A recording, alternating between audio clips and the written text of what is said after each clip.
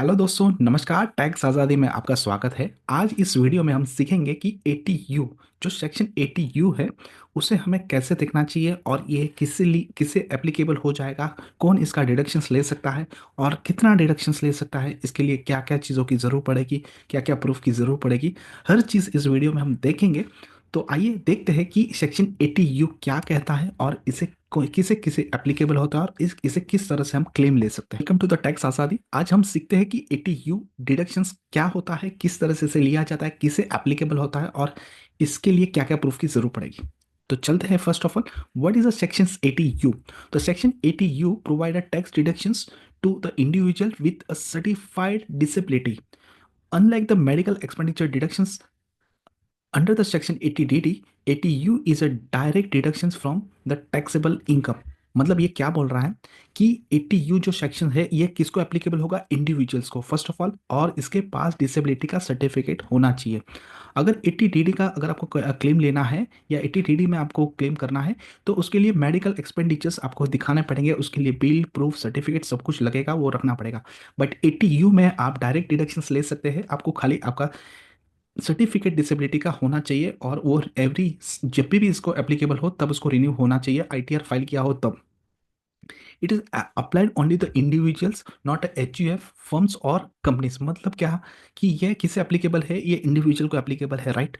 ये not H U F, not a firm और the company, because कि ये सारी एंटिटी है और इंडिविजुअल एक ह्यूमन है, हमारे जैसे हम इंसान हैं, तो उसे वो डिसेबिलिटी हो सकती है।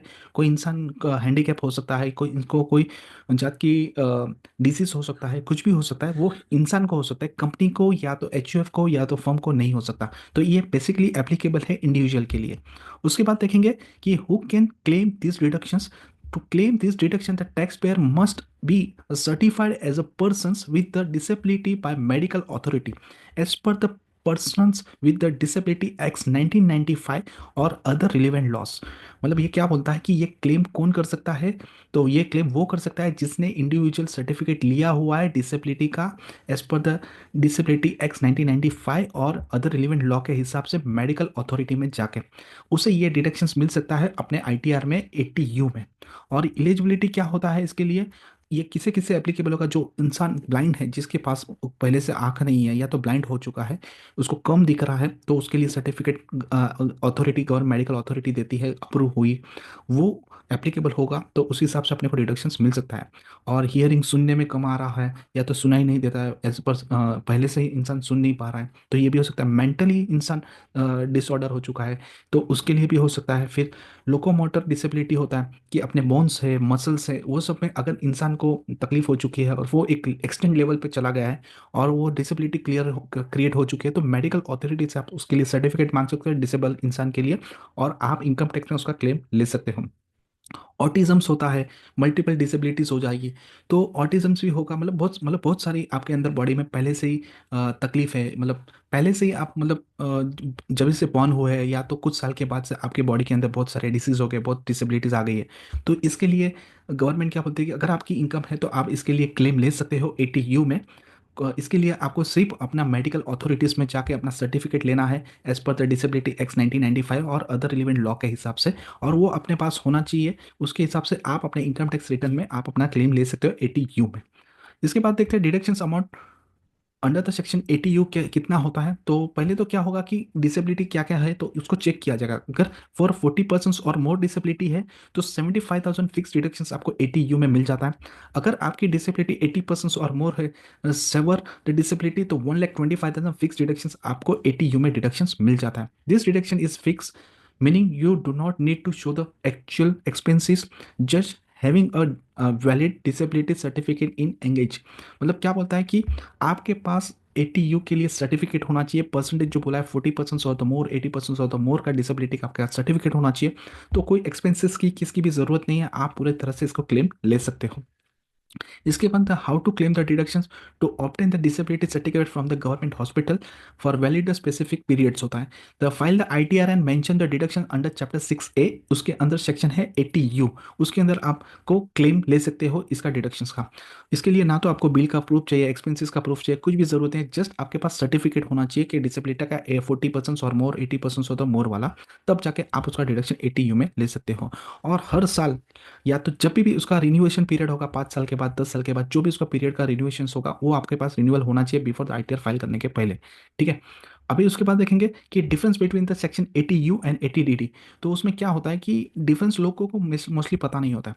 तो पहले तो हु कैन क्लेम, तो 80U का डिडक्शन कौन क्लेम कर सकता है? Individual who is disability. और 80DD का डिडक्शन कौन? Family member of the disable dependent, मतलब आपके घर में कोई रहा है, रहता है और उसके पीछे आप खर्चा कर रहे हो मेडिकल एक्सपेंडिचर्स के, उसके लिए।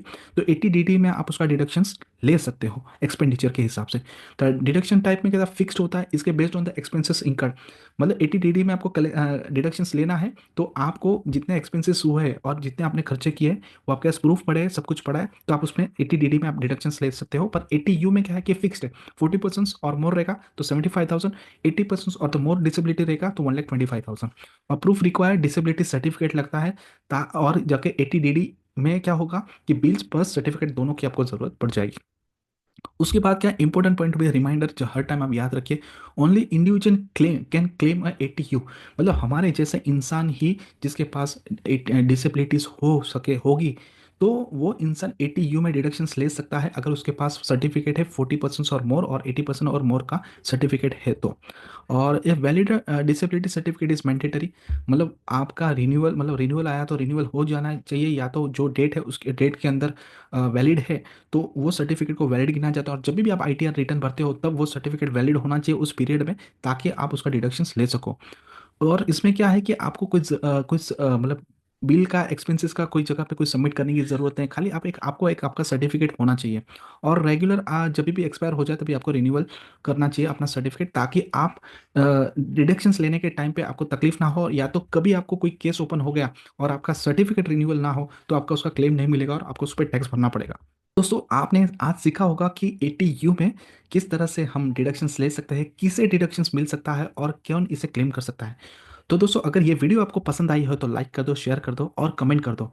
और इसके बारे में जानना चाहते हो तो सब्सक्राइब करना ना भूलिएगा।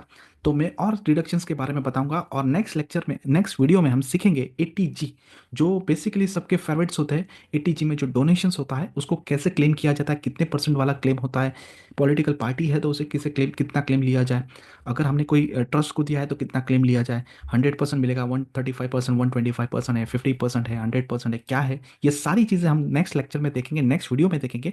और सीखेंगे कि 80G क्या है और उसे कैसे हम देखना चाहिए और कब कैसे उसे क्लेम लेना चाहिए। तो मिलते हैं नेक्स्ट वीडियो में और सीखते हैं 80G।